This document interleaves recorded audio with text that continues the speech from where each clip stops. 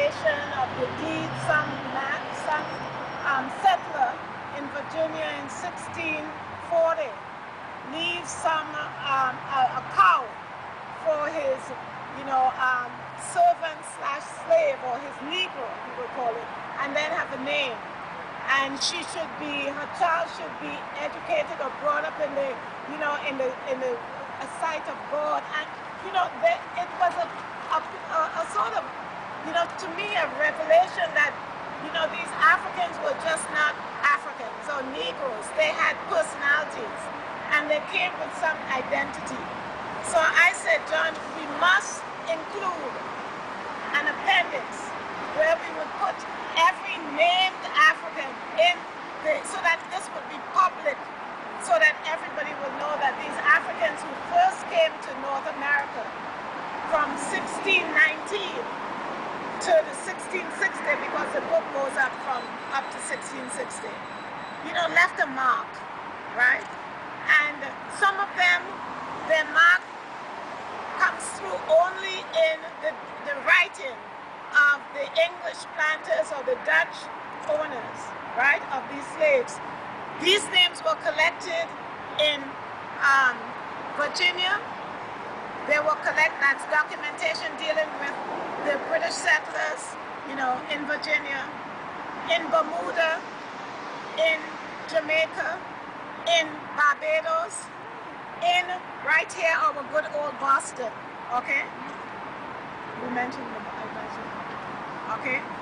And so therefore what we have in this index is that anyone who wants to trace, maybe my ancestor had come very early, and I might be able, this name is being still used, in my family. What's the meaning of it?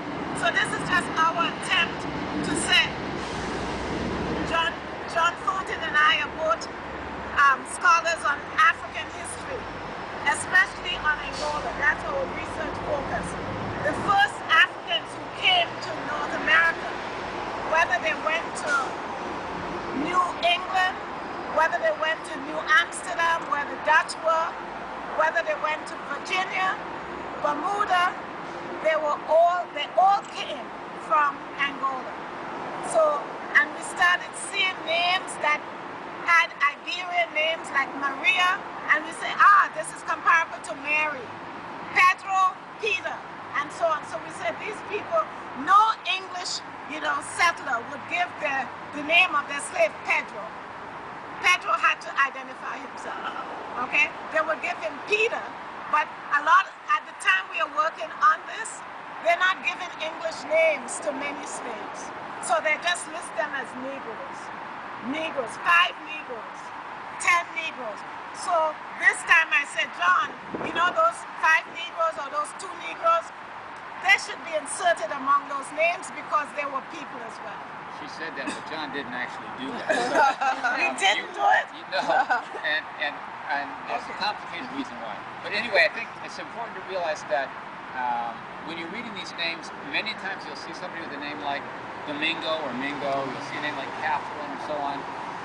It's very likely that was actually the name the person bore in Africa before they were enslaved. At least it's an anglicization. We found about 60 or 70% of the names were either straight up names from Portuguese or they were English translations of those names. It's important to realize that people in West Central Africa had become Catholic. They'd become Catholic since the late 15th century. Many of these slaves were baptized Christians. They were sons and daughters of baptized Christians, the grandsons and granddaughters of baptized Christians. This was relatively already a centuries-old tradition in West Central Africa.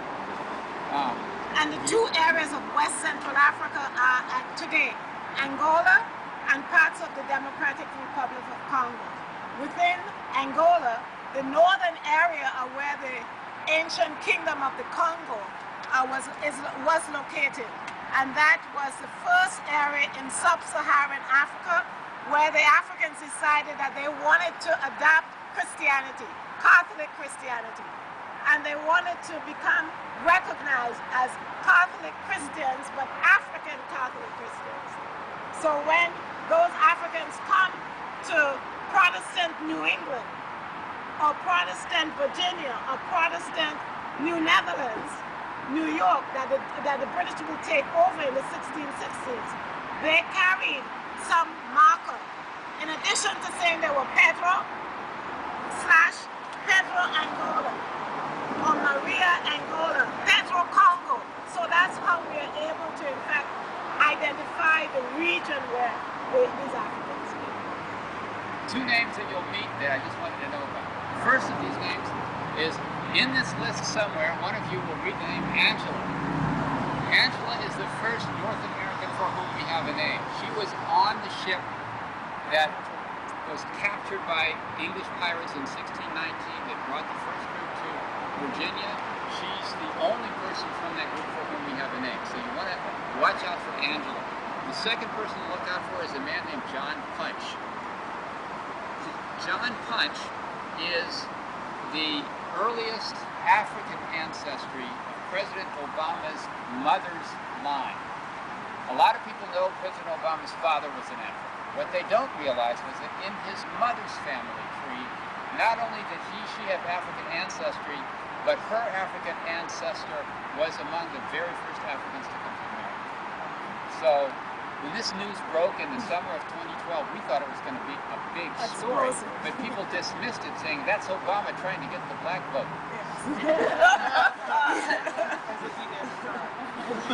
And he did manage to capture, as you may have noticed, a good chunk of the black vote that election. Okay, so I think now we can begin our reading. I guess since I'm here, I'll start first. Now, we wrote people's names on here, and I'm going to just... How many names are there? There are 900 names. Right, but I'm just going to read. Now, don't pay attention to the order in which these are. They're not in some sort of chronological order or something fancy like that. But I do have names written on these lists. I'm going to put them over here for the people to read. But I'm going to start this with a group of names which are actually from what we call the transition period. We divided names into two groups. The first names we call the Iberian names. These are the people that were 100%, as far as we know, from West Central Africa, and they had Spanish and Portuguese names. Well, actually, Portuguese names as translated into Central Africa. At some point, those things changed, and people began to get what we call plantation names. And these are the names that many people think about when they think about slaves. Classical names like Pompey and Caesar and so on, or fanciful names like Buck or like Delilah or something like that. These were names that masters probably assigned, and they were not the names that people had. One of the things that we know from the history of this is that there was a great transition that took place in the 40s and 50s of the 17th century, in which the slavery that we are familiar with from most history books took over from this first generation. Many of these people became free. We think it was because they were demonstrably Christian, and there was a strong belief amongst both Dutch and English that you couldn't really hold a fellow Christian as a slave. That was actually meaningful to them, although many of them got away with it. Many of the others were actually granted freedom after a certain period of time, with the understanding that you could still be held as a servant for quite a while. And so that's what we're going to do. Well, so my first list is actually that. One other thing. Among the Africans who were Christians, there were also Africans who were Muslims who came in the second phase of the transportation of Africans. So a lot of the early Africans in places like Boston, right, in the 18th century. Not on this list. They're not on this list, but they came from areas of Africa that had converted to Islam. So they brought Islam as a religion to North America. That is something that people really don't understand or know about. And the research on this, the Islamic influence in North America is now beginning to show us that, in fact, a lot of the reasons why Afro-American Christianity was able to develop its own dynamic was because some of the Africans who came were Christians, some of them who came were from were following the Islamic religion. Christianity and Islam, we call them Abrahamic religions. So when you have Protestantism, it's just part of the Abrahamic branch of the religion, Christianity. Okay. So the Africans, it was easier for Africans to begin developing their own version of Christianity within North America. We estimated that just a little under half of all Africans brought to America came from either Christian or Muslim areas. It's sort of a great change for what most people think about the religion of Africa. Yeah. I'm recognizing you all from somewhere. Were you all on skip dates? Yes. We were, yeah. I'm thinking, I've seen your faces before. Okay, now I have the DVD. Yeah, we have been either interviewed on PBS series by Skip Gates for various of his shows. Right. He's having another show. I can't talk much about it. It's going to be great. So just hold on. All right. I thought I was saying we had all, seen faces before. Okay. Yeah, that's all right. Well, we'd like to think we were famous, but 9 minutes on that show. I know, yeah. All right. Okay, so I'm going to begin. This is a late set of names. Some of these names are actually African names, and others are names given by the owners. Okay. Can we keep a moment of silence before the name so that we can really bring a respectful, now, introduction, silent introduction. So we think of that period and the people who came as enslaved Africans, and both white and blacks who have made America. So it's two groups. White, blacks, and Native American, or African, Europeans, and Native Americans. So we keep a moment of silence for those ancestors. No matter where on the scale they were, we keep a moment of silence.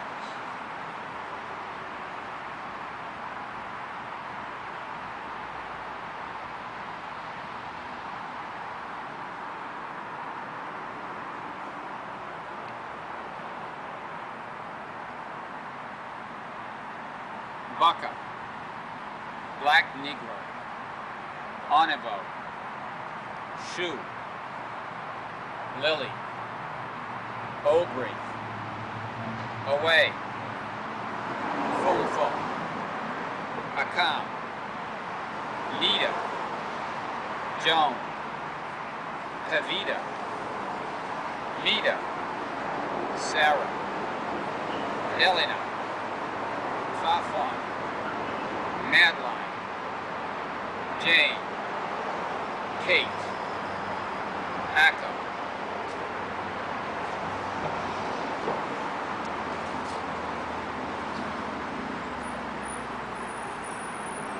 Toby, Effie, Greg, Golda, Pigeon, Old Philip, Randy, Tom, Ambota, He, Old Harry, Peter, Guy, Tim, Bim, Ma, Maka, Mo, Baby, Bessie, Wilmot. Now we have Joshua.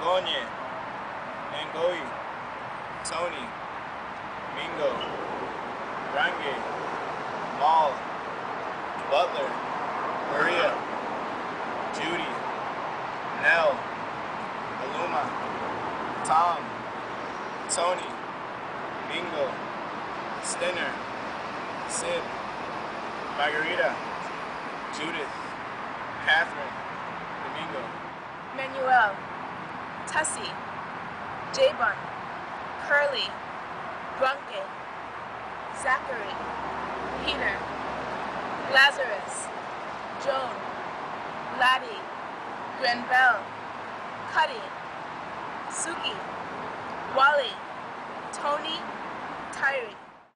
Ago, 1647. Tony, 1647. Tobu, Maga, Judge, 1647.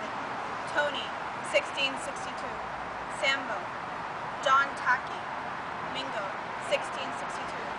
Margaret, Grain Base, Maria, Virgo, Nell, Hannah. Tony Moringa, 1665. Tony, Tribali, Russ, John, Matthew, Damon, Olga, Kova, Isabel, Bess, Catalina, Malonga, Margarita, Maria, Wallow, Tom, Randy, Langley, Mo, Saya, Bess, Popo, Minan, Agua, Bunia, Nan, Oia, Robin, 1653, Tony, Andrew, Mingo, Simone, Mikaria, Ajinie, Jesse, Ino, Krakow, Jug, Andako, Abeshka, Ambo, Maria, Pat, Simi 1654, Oversea, Paco, Abida, Kia, Little Jack, Jimmy Man, Tom, Bill, Leffy, Washe, Robin, Hugh, Tony, Joe, Ferdinando, Little Griff, Chaga, Gilliam, Comtax, Tommy, Simon, Tony, Jokan, Tim, Dan, Jack, Ida, 1648, Sarah, 1648, Tony, 1649.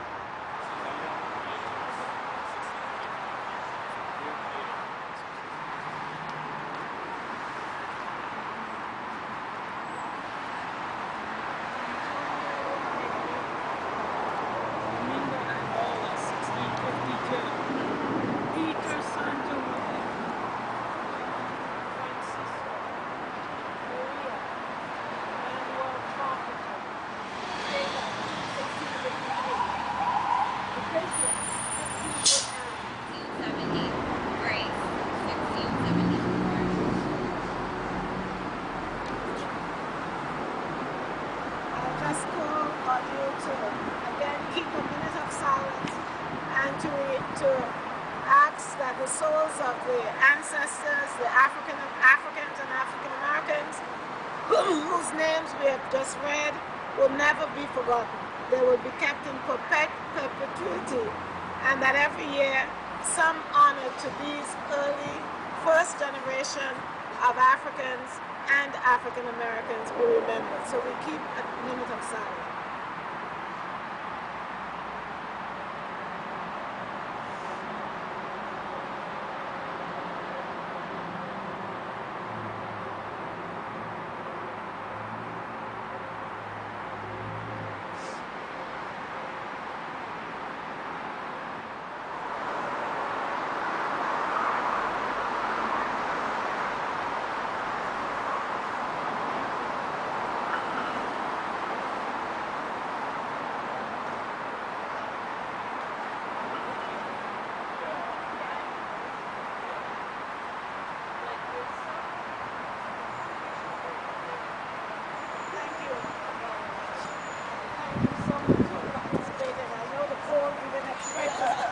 But we did it. We read all of those 900 names. So I really thank you. And this year, it's a nice. And you can have something.